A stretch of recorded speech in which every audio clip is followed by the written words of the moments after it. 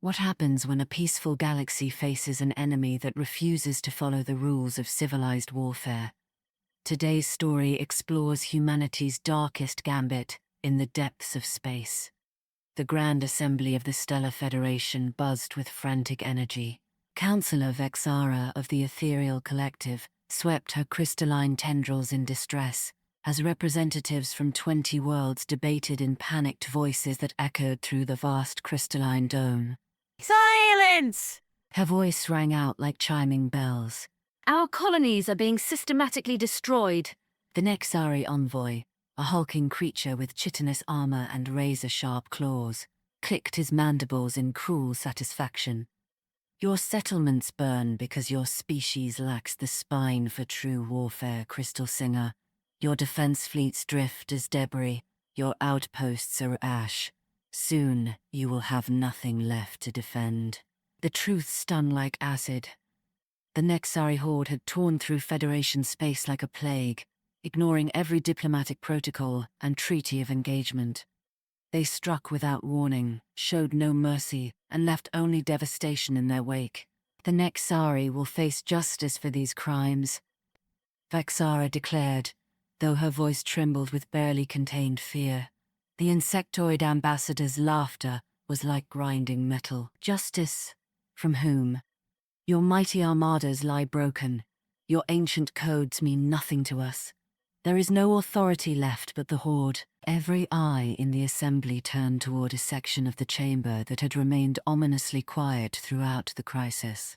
Behind a shimmering energy barrier sat the delegation from Terra, the mysterious world that had joined the Federation decades ago, but never participated directly in galactic affairs.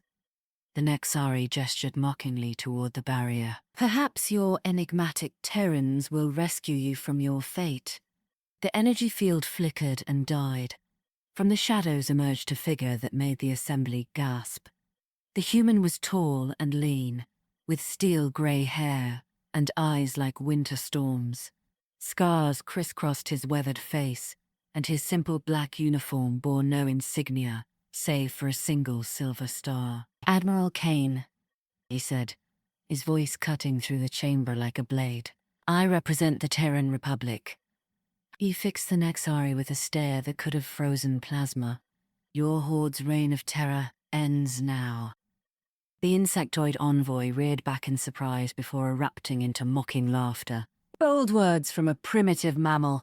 Your ships are antiquated relics, your soldiers untested children playing at war." Anne's smile was colder than the void between stars. "Primitive, yes, but we've perfected something your species has never truly understood. The art of total warfare." He turned to address the assembly. "Give Terra absolute military command.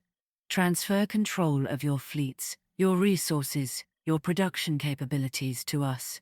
In exchange, we'll demonstrate what happens when restraint is abandoned." Vexara felt her crystalline core resonate with horror. To grant such power to an unknown species was unthinkable. Yet what choice remained?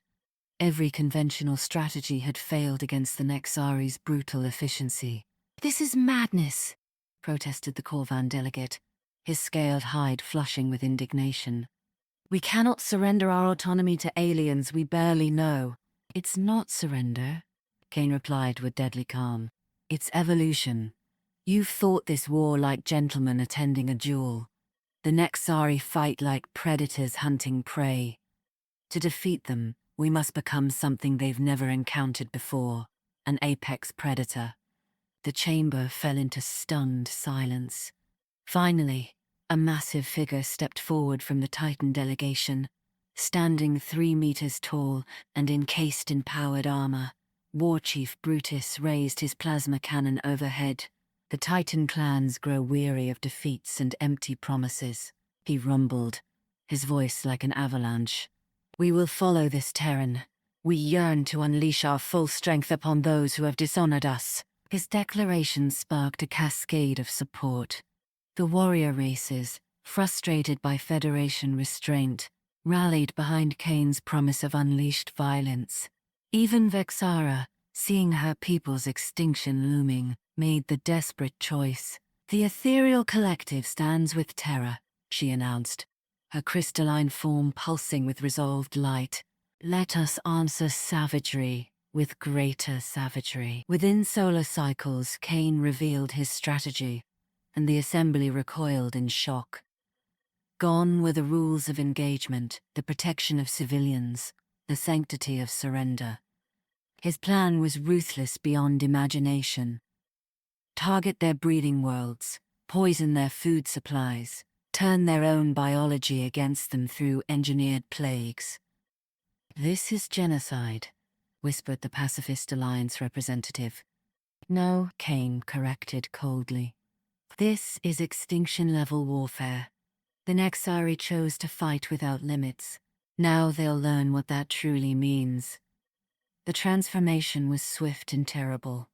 Ethereal scientists, their knowledge of energy manipulation perverted to create weapons of mass destruction, developed viruses that could dissolve Nexari exoskeletons from within. Titan warriors abandoned their codes of honor, learning stealth tactics and ambush strategies. Across Federation space, factories retooled to produce weapons designed not just to kill, but to inflict maximum psychological trauma. The Federation had become a machine of annihilation. When the counteroffensive began, it was unlike anything the galaxy had ever witnessed. Nexari patrol fleets vanished without trace, their crews found weeks later drifting in space, driven mad by hallucinations before death. Horde strongholds that had stood for millennia crumbled overnight as their foundations were eaten away by molecular acids. Breeding colonies that had pumped out warriors for generations became silent tombs, filled with nothing but crystallized remains. The Nexari, for the first time in their species' history, knew fear. Reports flooded into the assembly. Victories beyond their wildest hopes, but achieved through methods that haunted their dreams. Kane's emotionless briefings detailed casualty numbers that climbed into the billions, entire star systems rendered uninhabitable, acts of warfare so brutal they redefined the meaning of the word. The climax came at Nexus Prime, the Horde's ancestral homeworld. Federation fleets, now reorganized into Kane's extinction fleet, surrounded the planet like a closing fist. Titan assault teams carved through orbital defenses, while ethereal energy weapons pierced the planet's crust. From the bridge of his flagship, Kane watched the final phase begin. "Initiate Genesis Protocol," he commanded. Hidden throughout the Nexari homeworld, terraforming devices activated in reverse. Instead of creating life, they began systematically destroying it. The very air became toxic, the water turned to acid, and the ground itself began to consume organic matter. At the planet's core, in the sacred breeding chambers where Nexari queens had laid eggs for 10,000 years, the ancient matriarchs died screaming as their own biology turned against them. It wasn't victory, it was erasure. The Nexari Horde, once the terror of the galaxy, had been reduced to scattered refugees fleeing through space. In the aftermath, the assembly gathered in stunned silence. Representatives stared at holographic displays showing the complete devastation of Nexari space. 50 systems rendered lifeless, an entire species brought to the brink of extinction. But something dark had awakened. War Chief Brutus stepped forward, his armor still stained with enemy blood. "The Federation is weak," he declared, echoing words once spoken by their enemies. "The Terrans have shown us the true face of power. They should lead us now, guide us to conquest across the galaxy." Other warrior races took up the cry, their voices booming with bloodlust that had been dormant for too long. The taste of absolute victory had awakened something primal and terrifying. Kane emerged from his command alcove, but the man who appeared bore little resemblance to the confident strategist who had promised salvation. His face was gaunt, his eyes hollow, and his hands shook with barely visible tremors. "No," he said, his voice barely audible across the vast chamber. "Terror will not lead you." Brutus roared in fury. Coward! You have tasted the wine of absolute power. You cannot simply walk away from it. Kane met his gaze with eyes full of infinite sorrow. We have tasted poison, warrior. Power built on the bones of worlds is not strength, it is damnation. We carry that weight now, so you don't have to. Without another word, he turned and walked back into the shadows, leaving the assembly to grapple with what they had become. Years passed. The Federation struggled to rebuild not just their worlds, but their moral foundation. Some species pushed for expansion and dominance, intoxicated by their overwhelming victory. Others sought to return to the old ways, desperate to forget the darkness they had embraced. Then came unexpected visitors, Terran civilians, refugees from their own world's internal conflicts. They spoke of the cost of total warfare, the societies destroyed not by external enemies, but by the violence they had embraced to defeat them. Their stories painted a picture of a species that had won every war but lost its soul in the process. Even more shocking were the scattered Nexari survivors who approached under flags of truce.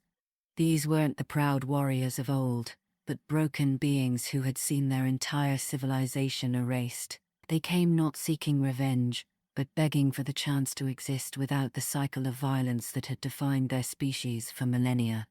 The assembly faced its greatest test. Would they complete the genocide they had begun, or find a way to break the cycle of annihilation? A young Nexari female, one of the few survivors of the breeding worlds, stood before the assembled representatives. Her voice was barely a whisper, that it carried across the chamber like thunder. "I do not ask for forgiveness for what my people did," she said.